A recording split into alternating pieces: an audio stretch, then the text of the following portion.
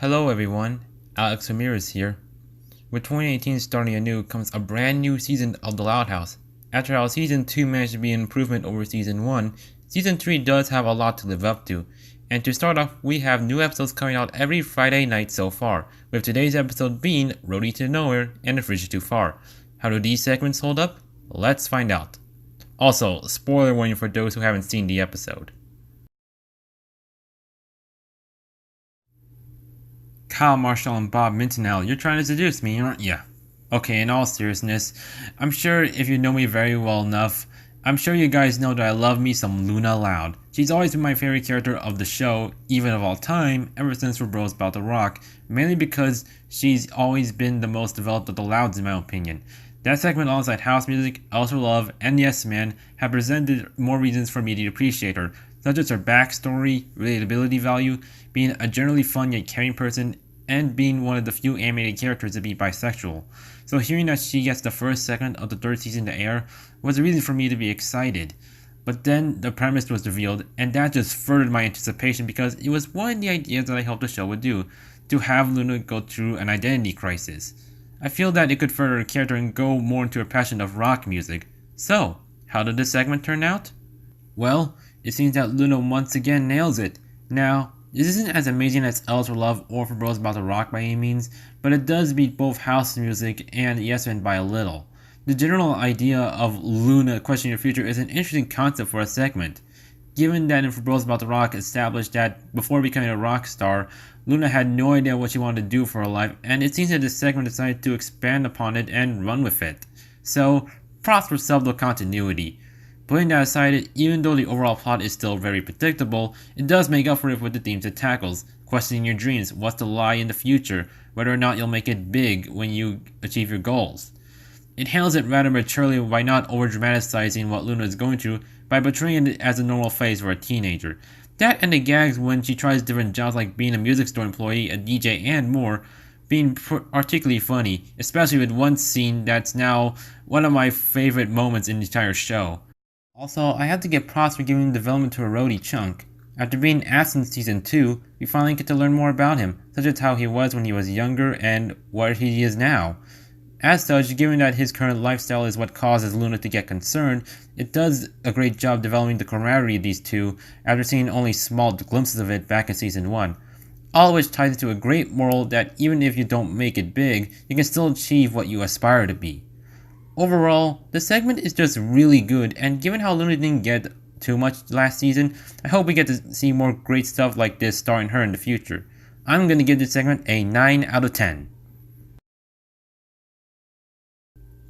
Money, a senior van, a cereal box, a dress, a breakfast taco, and now the fridge. Is there anything the Loud family doesn't fight over at this point? Okay, in all seriousness, of all the segments with a revealed synopsis so far, Fridge Too Far is one of those segments that I felt was going to be divisive among the fan base. Mainly because of the general idea of the Louds arguing over the fridge having an element that seemingly a lot of fans, especially those on the wiki, seem to dislike. The potential of being a Lincoln torture segment. You know what I mean. Stuff like Brawl in the Family and especially No Such Luck that have caused massive damage in the fanbase with the fans that either over-exaggerate how bad the segments are, no disrespect to anyone who hates these two segments, and created endless rants and sequel fanfictions that attempt to fix these by over-villainizing the sisters and making Lincoln look like the perfect saint.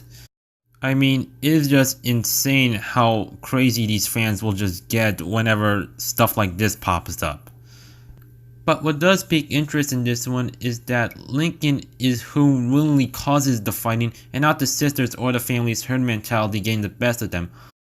All that said, did this segment prove to be better than what was expected? Well, honestly, I'm a little conflicted. Don't get me wrong, this is not a terrible segment by any means. Far from it. But for what we got, I just felt it wasn't all that great. Which is a shame because this has stuff I normally love to see in a humor-driven segment. To get my positives out of the way, I do really like the stuff with Lin Sr. We are getting more into a possible overarching plot of him opening his own restaurant, and I enjoyed for his antics, which are some of the funnier ones of the segment, that and more development for him as a character. Speaking of the gags, I do enjoy some of them, which allows us pranking one another to protect our leftovers, as they do have a sense of the April Fool's segments in them. And I will admit, the ending is heartwarming and amusing, plus the ending gag. But that's as far as my positives go. For the rest, I just feel there's things that really hold it back. The humor in the second half doesn't really make me laugh all that much, and it didn't keep me entertained until the ending. I mean, I know what the jokes are, but I don't think I'll remember them for a while. That, and the whole conflict with the fridge is something that could have easily been avoided. I know that's weird for me to criticize because a lot of humor-driven episodes have easy to ignore conflicts.